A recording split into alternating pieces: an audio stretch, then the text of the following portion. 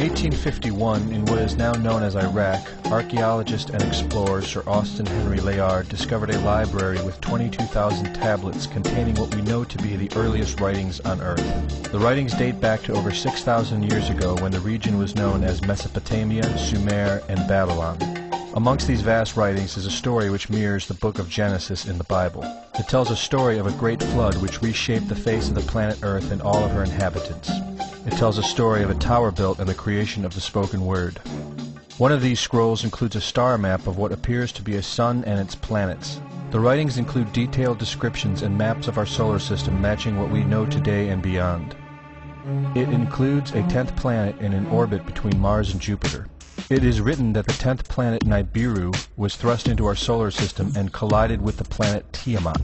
The remaining bulk of Tiamat over time became Eridu, the Earth as we know it, and the rest of her became the asteroid belt. In retrograde to the other 9 planets, Nibiru took orbit around our Sun in a long ecliptic or apogee. Lasting 3,600 years, it passes between Mars and Jupiter. In recent years, based on the patterns of our known solar system, astronomers have been looking for a planet with this same orbit.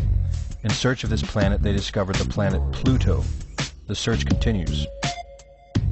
According to the ancient texts, this detailed information was given to them by the Anunnaki, or those who from heaven to earth came. They described the Anunnaki as a reptilian race of gods which came to the earth in fiery ships from their home planet of Nibiru, the 10th planet. It is written that these Anunnaki came to the earth to mine gold and other elements to serve in protecting the atmosphere of their distant home planet. After a workers' revolt, the Anunnaki rulers began to genetically alter Cro-Magnon man to create a slave race, resulting in the human race. It was said that we were created by the gods in clay vessels. It is written that man was forbidden to depict the Anunnaki in their actual form. Just prior to the Great Flood, the bulk of the Anunnaki would return home, leaving numbers of them behind to watch over the earth. Anu was king. Assigned to Anu to heed his instructions. 300 in the heavens he stationed as a god. The ways of earth to define from the heaven. And on earth 600 he made reside. After he all their instructions had ordered, to the Anunnaki of heaven and of earth he allotted their assignments. This story of reptilian gods from the heavens creating man is not at all uncommon. It in fact can be found in most every region of our planet. In Japan, emperors claim descent from dragon gods who came from the sky. Australian Aborigines teach of a reptilian race which lives underneath the earth and governs over men. They believe they are descendants of a race of dragon human. China teaches the serpent queen Nukua interbred with man. India calls these reptilian gods Nagas and claim they seeded their royal families. Throughout the Middle East, it is believed a serpent race created man. The book of Genesis tells of giants who came from the heavens to breed with the daughters of man. They are called the Nephilim. In Africa, they call them Chitauri, children of the serpent. The royal kings of Africa claim descent from serpent gods who came from the sky. In South America, the Mayans teach that their ancestors were the people of the serpent. The Aztecs were said to be created by a serpent woman. In America, the Hopi Indians believe sky gods came to earth to breed with their women and refer to them as their snake brothers.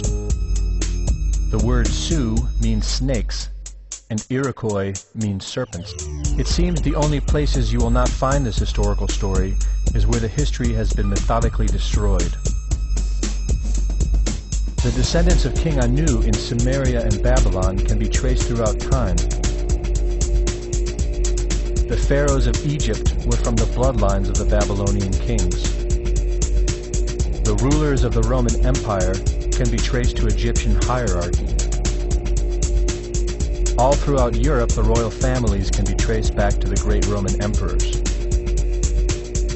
34 of the presidents of the United States are directly descended from European royalty, with the remaining 8 who are only closely related to these same bloodlines. In 1934, President Franklin Roosevelt placed the Great Seal, originally created in 1782 by the Freemasons, on the dollar bill. Represented in the Great Seal is a pyramid and the all-seeing eye, known to be used by the elusive society, the Illuminati. Strung together in conspiratorial confusion are secret societies such as the Illuminati, the Freemasons, and the Bohemian Club.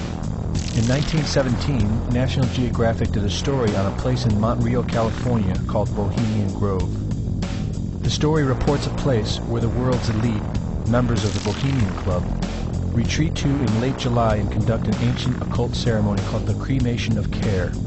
Every year in July, the world's leaders, media moguls, and members of the World Bank spend 2 weeks of what is known as a men-only retreat at the Grove. In the year 2000, BBC television show World of Wonder infiltrated Bohemian Grove with hidden cameras and aired the video on the BBC. The video shows the large mass of men donning red and black robes and once again conducting the Cremation of Care ceremony. The altar is at the base of a 200-foot owl, the Babylonian symbol of the god Moloch, the god of human sacrifice. In the video, a body is delivered upriver to the altar where it is set on fire.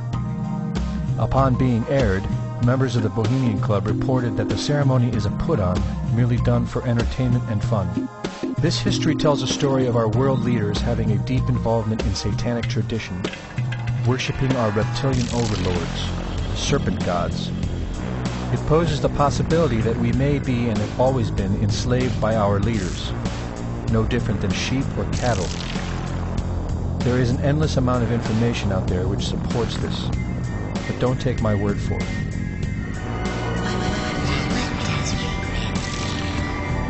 Well, son, a funny thing about regret is that it's better to regret something you have done than to regret something you haven't done. By the way, if you see your mom this weekend, be sure and tell her, Satan! Satan! Satan!